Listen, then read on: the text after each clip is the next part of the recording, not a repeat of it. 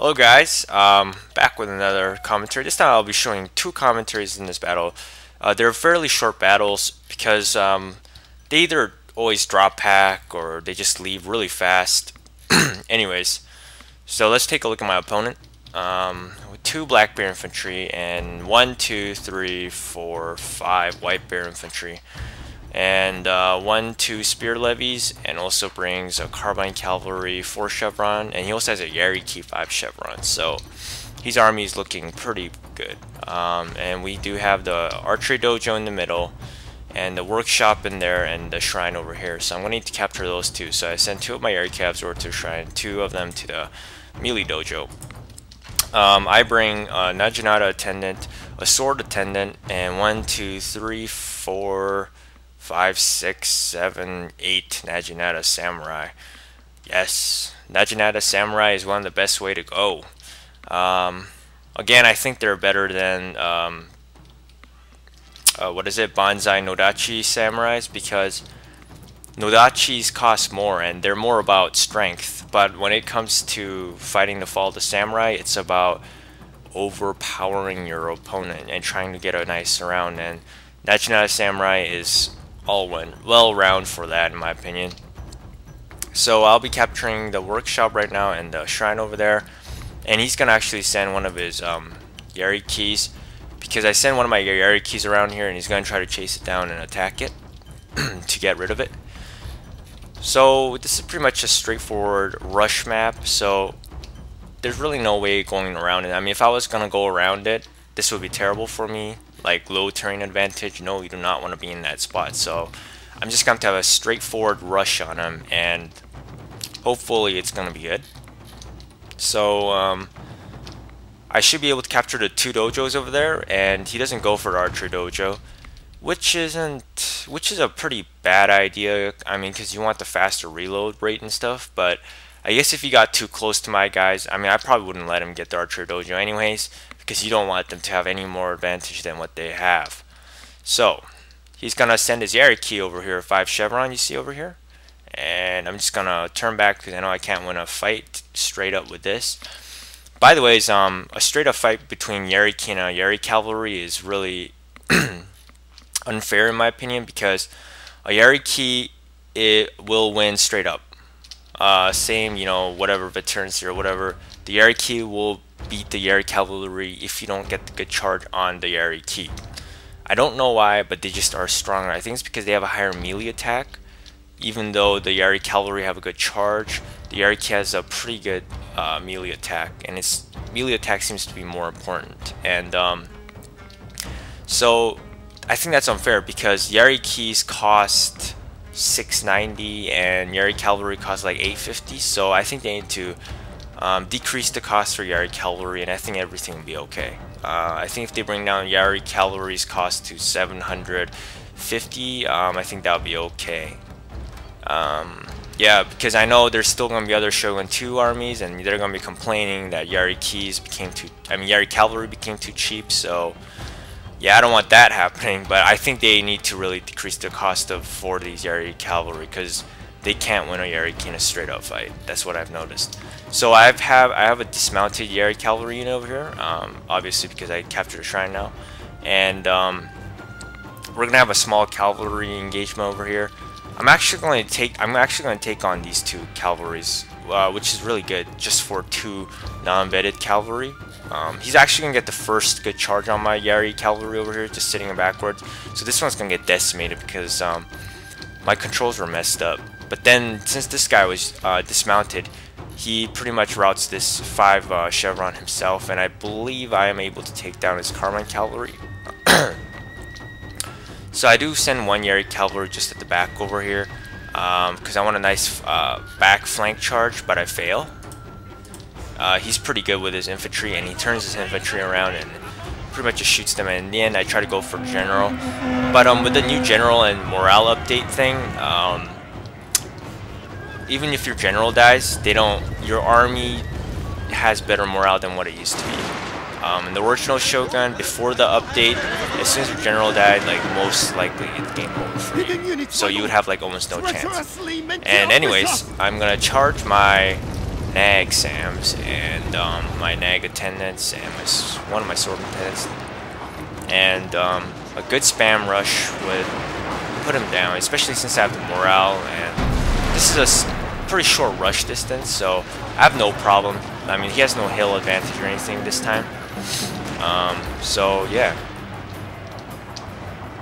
So over here, yeah, he's I did route both of those cabs, and this one's down red morale.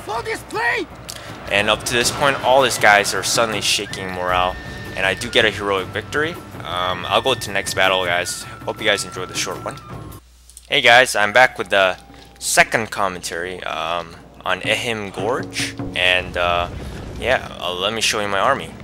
One sword attendant, another sword attendant, 1, 2, 3, 4, 5, 6, 6, 7 Naginata samurai, and 1 Naginata attendant. And I also bring 2 Yari calves, well actually 4 Yari calves, no 2 Yari calves and 2 Katana calves this time.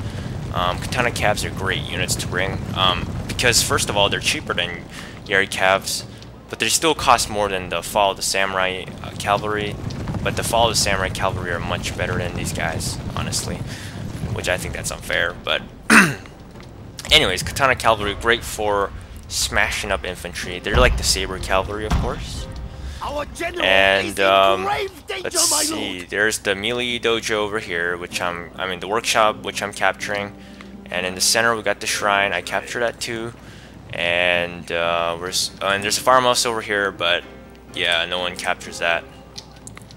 So he's just gonna wait in camp because he's got 1 chevron parrot gun, 1, 2, 3, 4, 5 white bear infantry. Interestingly, he brings 2 1 chevron Shogun ties.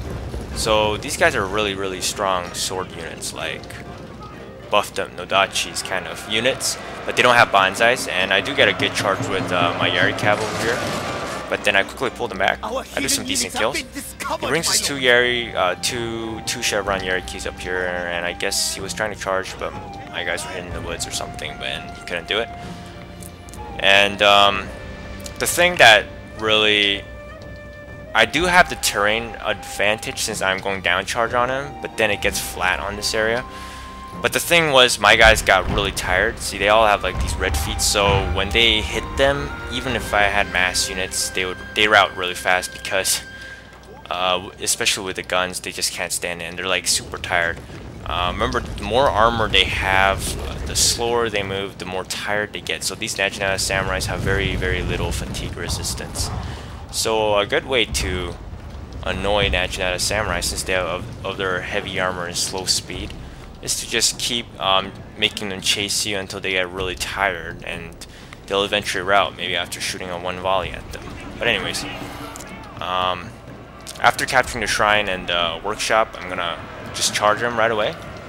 I mean, I guess there's no point of just sitting here and getting shot by his cannons. And he's just gonna make a camp over here, and I didn't know what he was doing with Shogutais over here, honestly. I think he was trying to charge on my guys. He thought I was gonna go this way, but I guess he misinterpreted, and he's gonna bring Shogutais over here. And Shogutais are very tired too. They've been running up the hill and down, so they must be pretty tired. So I do bring my 2 Yari cavalry around to confuse him a bit. He should have just stayed with his infantry, but oh, I'm not sure. And he gets some volley off of me, this general over there. And I bring my 2 katana calves around so I can hit their back, and he relines his light bear infantries, and he does get some volleys, and he actually does some. He does really well on the right and the center flank. He's got me held up here, so they're bunched up and they're all getting shot. But I do get better on him on the left flank because I charge more guys on the left flank. As you can see, my guys are really tired, so they rout really fast. That was the bad thing, even if I was going on a downhill charge. So they'll rout really fast on the center flank, and the right flank I do okay, but they're actually getting pummeled. But the left flank I do overwhelm him because I do concentrate on this force on this side. Yeah, so this was this wasn't too bad, but you know, really, if Shogun 2 armies don't capture, like, at least, if there's no shrine on the map, it's gonna be really tough to win. But I've actually had, like I said, I actually had more success beating Fall of the Samurai armies. I mean, yeah, with Shogun 2 than beating Shogun 2 with Shogun 2. Because I think it's just because I don't know why. For me, it's just easier to beat a Fall of the Samurai army with a Shogun 2 army than beating a Shogun 2 army with a Shogun 2. It's just easier. I don't know why, but it may sound weird, but you know, it's really not that hard once you guys get hang of it and get used to the wave tactics.